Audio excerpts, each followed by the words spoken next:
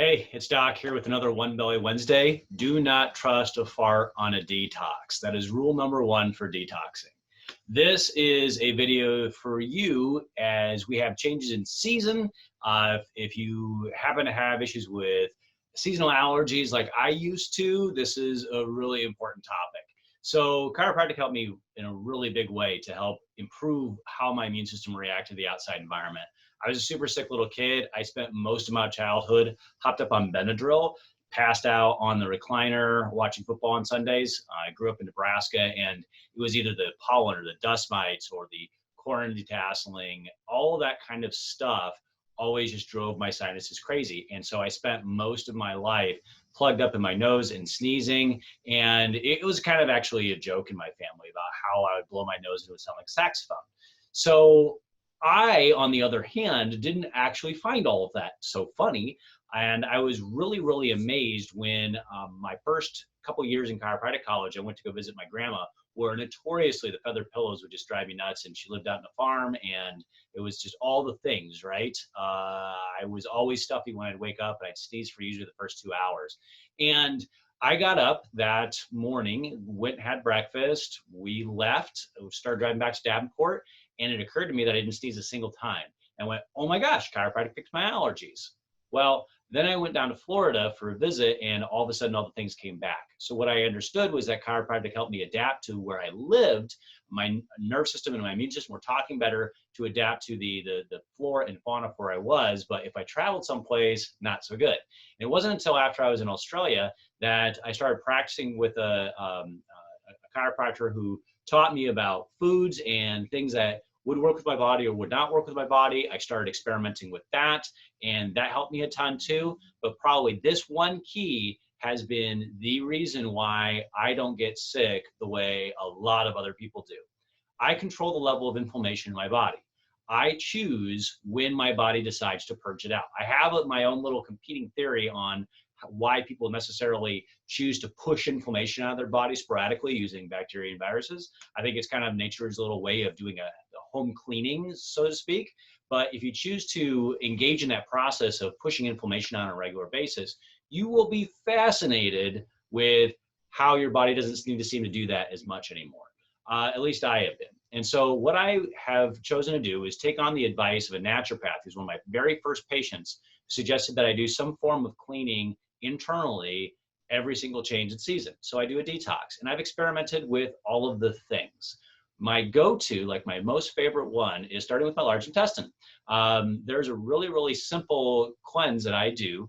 There's a tea called Traditional Medicinals, and it has an organic smooth move. They make a peppermint flavor, and they also make a chocolate flavor. And I like to take that one, and I'll take a cup of tea at nighttime.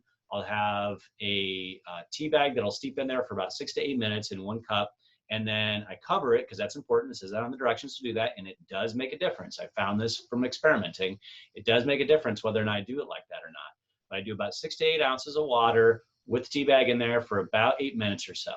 And then in the afternoon, so sometime after lunch today, what I'll do is I'll make myself another cup of tea exactly the same way. So I'm doing a PM, AM, PM, AM, PM, AM, and I do that for a full week. Now, there is some nasty stuff that comes out of your body when you're detoxing. The odor for your bowel movements really kicks up. It's gross, but that's good because that's some of the gunk coming out of your body. Senna, which makes this tea work, helps to make the large intestine lining, the mucosal lining, start to loosen in your large intestine. And so over a period of time, usually it takes about a second week of doing this, that starts to slough off. It looks like, it's sorry to be graphic about this, but it looks like onion skin when you flush and it's like swirling down the bowl. That's how you know you're starting to lose all the stuff that's been trapped in that mucosal layer. So then if you think about what your large intestine does for you, it stores all the waste products. Then you aren't storing all that gunk up. You aren't reabsorbing and continue to be congested and inflamed. Traditional East Asian medicine talks about how the large intestine and the lungs are intimately related. As a person who has had chronic lung problems, I used to have all kinds of exercise-induced asthma as a kid and breathing issues and that kind of thing. And it seriously helps me out a ton. So the second week, what you do is that you increase the strength of the tea. You take that tea and maybe instead of steeping it for 6 to 8 minutes, you steep it for 12 to 15 minutes. This is really where things start kicking up. And this is really where the benefit is. That second week, again, you'll notice that increase in the bowel movement like frequency. It shouldn't ever cramp though. If you're cramping, you're making it too strong. It's supposed to be a gentle thing for your body. So if you're feeling like you're cramping or you have a lot of gas, you've made your tea way too strong. Right? But that second week, you do want to kick up the strength. And when you kick up that strength a little bit, again, you're going to go through this process where, and this is really where that onion skin looking stuff starts to come out. You're going to go through this process of really starting to undo all the especially if it's been a long time since you've done this, or this is your first time doing this, you get a lot of crazy stuff coming out of your body. The weirdest thing though, and this is how you know you're finished, is that the specific gravity. So the specific gravity is something that we talk about in physics, where something has an ability to float or not. The specific gravity of your bowel movements actually changes. They start to sink down to the bottom. They're solid formed again, and they're not so smelly. And so that's kind of how you know, all right, my body's all finished with this. Now, as I was going through this process, and I was talking with my patients about doing detoxes, starting with your large intestine, then you move into your liver, and then you start playing around with the other organ systems. People would ask me if it's safe to do detox while you're breastfeeding or you're pregnant. Totally different ballgame. And so when you're breastfeeding or you're pregnant, there's a different way that you can do this, and it's using something called bentonite clay. So bentonite clay is basically dirt, and it's a dirt that they find and they purify, and you can find a food grade and a non-food grade. I always recommend the food grade for this one. The way that you go about this is, instead of having a release reaction with the herbs like senna, what you do instead is you create this situation where it's like a magnet. It starts to draw inflammation out of your body.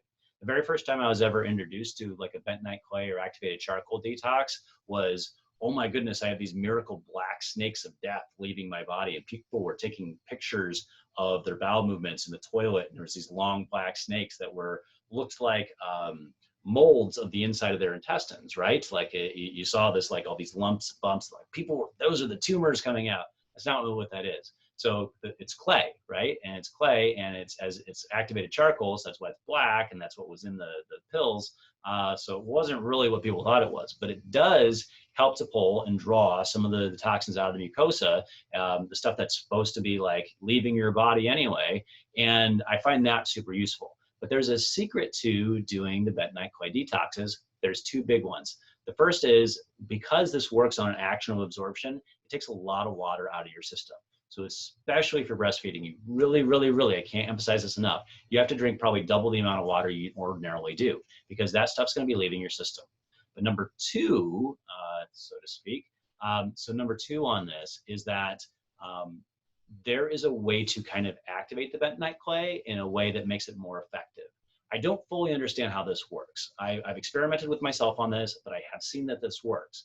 They say that you can almost, if you think about like electrocharging it by putting it in water overnight, it seems that the longer the clay is in water for, the better it actually starts to work for you. So if you just initially put a quarter teaspoon of the clay in the water and you stir it up and you drink it, that has a different effect than if you put that same quarter teaspoon into a glass of water, you fill up the water, you stir it up, you set it in the fridge, and you set it there overnight. Then the next morning, when you open up the door and you get that glass out and you stir it up because it kind of settles down on the bottom, stir it back up and then drink it, I will tell you from personal experience, my results have gotten a lot better with that. I'm not sure if it has something to do with the ions involved with the interaction of the clay and the water, or what it is, but I found that to be a lot more effective. And absolutely, that kind of detox is totally fine for you to do pregnant or nursing. There's no added kind of, again, herbs to be concerned about. There's no reactions that your body's going to have. What it's going to do is just help to suck some of the stuff out of your system that probably doesn't belong there anyway. And so you can move your bowels. But again, you have to drink extra water, otherwise you're going to end up constipated with it. Because I've done that too. I have failed to drink enough water while doing a bentonite clay detox. I was super, super uncomfortable. So if you have problems with moving your bowels to begin with, or if you're somebody who has something like IBS and you don't want to encourage extra, going to the bathroom, then that's something that you can do. Again, number one rule, like I said at the top, do not trust a fart on a detox, because if you feel like, oh yeah, I can get away with this one, you will be sorry. Voice of experience talking. So thanks for joining me on this One Belly Wednesday. I really want you to make sure that you're following our Facebook page. Make sure that you're subscribing to our channel on YouTube, Doc Edwards. I love giving these to you every Wednesday at 6 o'clock, so you can have some information that you can use. We're going to be talking to you next week about a program that we launched. I launched it to an exclusive group. If you aren't in our Pathways Connect group and you want to find out about it, make sure that you're tuning in this Friday. I'm going to be talking about the launch that we're going to be doing next Saturday. We've got an exclusive offer for parents, especially new parents that are pregnant right now during COVID-19. A group of us got together to produce a workshop. It's a half-hour workshop for you so that you can find out things that you can do to support your birth partner while she's going through labor in the hospital. Hands-on techniques, some affirmations, that kind of stuff. So we've got a really great workshop for you. So make sure you check that out too.